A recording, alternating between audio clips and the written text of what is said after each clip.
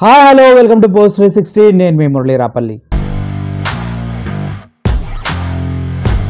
ఎవరికైనా అధికారంలో ఉన్నప్పుడు వారి పరిపాలన గురించి గొప్పగా చెప్పుకుంటూ ఉంటారు. వాళ్ళ పరిపాలన అట్లుంది ఇట్లుంది, అబ్బా ఆ పథకాలు వచ్చినాయి ఈ పథకాలు వచ్చినాయి అనేసి పదే పదే అందరూ మాట్లాడుకుంటూ ఉంటారు. అయితే ఇప్పుడు కూటమి గవర్నమెంట్ అధికారంలో ఉంది. కూటమి గవర్నమెంట్ పథకాల గురించి వాళ్ళు చేసిన గొప్ప పనుల గురించి ఎవరైనా మాట్లాడుకుంటున్నారంటే ఇప్పుడు కూడా ఆంధ్రప్రదేశ్లో ఏ ఒక్కరు కూడా కూటమి గవర్నమెంట్ ఇది చేసింది అది చేసింది, చంద్రబాబు నాయుడు గారు ఇచ్చిన సూపర్ సిక్స్లు చేశాడు, లేదంటే అది ఇది అంటూ ఎవరు మాట్లాడట్లేదు. కానీ జగన్మోహన్ రెడ్డి గతంలో చేసినటువంటి పనుల గురించే ఇప్పుడు ఆంధ్రప్రదేశ్ మొత్తం చర్చించుకుంటూ ఉంది. అరే ఎటువంటి అనుభవం లేకుండా 2 సంవత్సరాలు కరోనాతో బాధపడిన ప్రజలకి ఏ డోకా లేకుండా, ఎప్పుడు ఇది కాదు అని చెప్పకుండా ఇచ్చిన ప్రామిస్ని ఇచ్చినట్టు అసలు ఒక చిన్న వయసున్న నాయకుడు ఎలా చేయగలిగాడు అంటూ ప్రతి ఒక్కరూ ఆశ్చర్యానికి గురయ్యే సిచ్యువేషను ఇప్పుడు ఆంధ్రప్రదేశ్ మొత్తం ఉంది. ఇది నేను చెప్తున్నది కాదు, ప్రతి ఒక్కరు మాట్లాడుతూ ఉన్నది. ఎందుకంటే ఎలక్షన్ టైంలో జగన్మోహన్ రెడ్డి పైన చేసినటువంటి అభియోగాలు చాలా ఉన్నాయి. అందులో 14 లక్షల కోట్లు ఏపీకి అప్పు చేశాడని చెప్పారు, అది అబద్ధమని తేలింది. సిద్ధం సభలకు ఆర్టీసీ బస్సులు తీసుకెళ్ళాడు, దానికి డబ్బులు ఇవ్వలేదన్నారు, అది అబద్ధమని తేలింది. పవన్ కళ్యాణ్ అయితే వాలంటీర్స్ అంతా 32,000 మంది లేడీస్ని హ్యూమన్ ట్రాఫికింగ్ చేసి విదేశాలకు అమ్మేశారంటూ చాలా ఘోరమైన నింద వేయటం జరిగింది. కానీ అసెంబ్లీ సాక్షిగా ఆయన నోటితోనే కేవలం 46 మంది మాత్రమే హ్యూమన్ ట్రాఫికింగ్కి గురి అయ్యారు 219 నుంచి 224 వరకు. అండ్ అందుట్లో 36 మంది పైనే కేసులు తప్పిపోయినట్టుగా కేసులు వచ్చాయి, వాళ్ళని కూడా రికవరీ చేసామంటూ చెప్పడం జరిగింది. సో ప్రతి దగ్గర జగన్మోహన్ రెడ్డి సక్సెస్ అవుతూనే ఉన్నాడు. అయితే ఇప్పుడు జగన్మోహన్ రెడ్డి హయాంలో అభివృద్ధి ఏమన్నా జరిగిందా లేదా అని అందరికీ డౌట్. ఎందుకంటే జగన్మోహన్ రెడ్డి వ్యవస్థలను పాడు చేశాడు, జగన్మోహన్ రెడ్డి ఎడ్యుకేషన్ సిస్టమ్ని పాడు చేశాడు, జగన్మోహన్ రెడ్డి అప్పుడు అలా చేయడం వల్ల ఇప్పుడు మేము కరెంటు బిల్లులు పెంచుతున్నాం, ఇలా సోది కబుర్లు చాలా చెప్తూ ఉన్నారు నేటి రాజకీయ నాయకులు. ఏంటి చివరికి వరదలు వచ్చి ఆ వరదల్లో కొట్టుకొచ్చిన బోట్లు ప్రకాశం బ్యారేజీ తగిలినా కూడా అది జగన్ బోట్లు తీసుకొచ్చి గుద్దించాడు అన్నటువంటి దరిద్రమైన స్థితికి మనుషులు దిగజారిపోయారు, రాజకీయ నాయకులు దిగజారిపోయారు.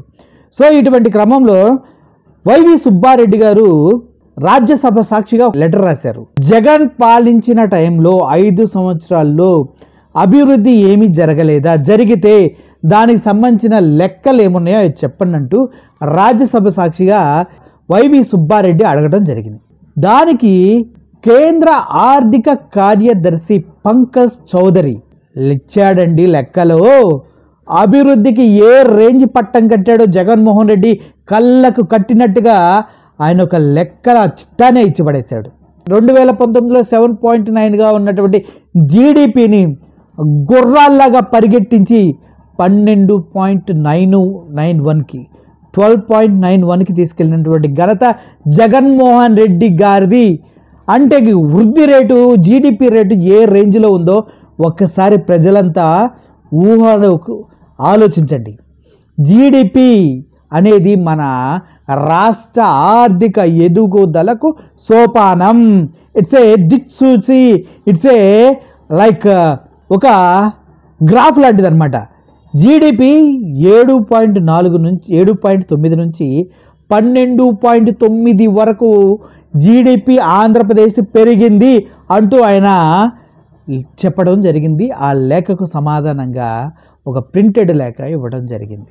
సో దీన్ని బట్టి మీకు ఏమర్థమైంది, జగన్మోహన్ రెడ్డి హయాంలోనే ఆంధ్రప్రదేశ్ అభివృద్ధి జరిగింది. ఇప్పుడు చంద్రబాబు నాయుడు హయాంలో అభివృద్ధి మాట పక్కన పెట్టి కానీ సంక్షేమం సర్వనాశనం అయిపోయింది. కక్ష సాధింపు చర్యలుగా ఆంధ్రప్రదేశ్లో అధికార పార్టీలు ముందుకు వెళ్తూ ఉన్నాయంటూ అటు ప్రజలు, ఇటు మీడియాలు, ఇటు సోషల్ మీడియా పైన కక్షలు సాధిస్తున్నారంటూ నెంబర్ ఆఫ్ ఆర్టికల్స్ రావడం జరిగింది. చాలామంది విశ్లేషకులు అంతెందుకు వైఎస్ఆర్సీపీ కార్యకర్తలను అరెస్ట్ చేయడం పైన కూడా చాలా విధాలైనటువంటి అభియోగాలు ఇప్పుడు గవర్నమెంట్ భరిస్తూ ఉంది. ఓవరాల్గా మనం చూసుకున్నట్లయితే అసలు జగన్మోహన్ గవర్నమెంట్లో ఏమేమి అభివృద్ధి పథకాలు జరిగినాయి అనేది ఇప్పుడు మీకు క్లియర్గా ఆయన ఇచ్చిన లిస్టును చదివి వినిపిస్తా. జగన్ చేశాడు కానీ చెప్పుకోవట్లేదంటూ జగన్ చేసినటువంటి అభివృద్ధిని ఇక్కడ ఒక బ్యానర్ రూపంలో కట్టడం జరిగింది. దాంట్లో ఇయర్ 2018-2019 గాను 2,61,448 అగ్రికల్చర్, ఫారెస్ట్రీ అండ్ ఫిషింగ్కి సంబంధించిన ఫండ్స్ వస్తే ఆ అభివృద్ధి జరిగితే, జగన్ గవర్నమెంట్లో 2023 నుంచి 24 వరకు 4,31,100 12.97% గ్రోత్. మైనింగ్ అండ్ క్వారీయింగ్లో 2018 నుంచి 19 వరకు 20,955% ఉంటే, ఇక్కడ వచ్చేసి 2023 నుంచి 24 వరకు 32,259% పెరిగింది. అయితే దాంట్లో 10.78% పెరిగింది. మ్యానుఫ్యాక్చరింగ్ ఇండస్ట్రీలో చూసుకుంటే 2018 నుంచి 2019 మధ్యలో 67.393 ఉంటే, అదే జగన్ గవర్నమెంట్ 2003-2004 వరకు 1,29,806 ఉంది, అంటే 18.52% పెరిగింది.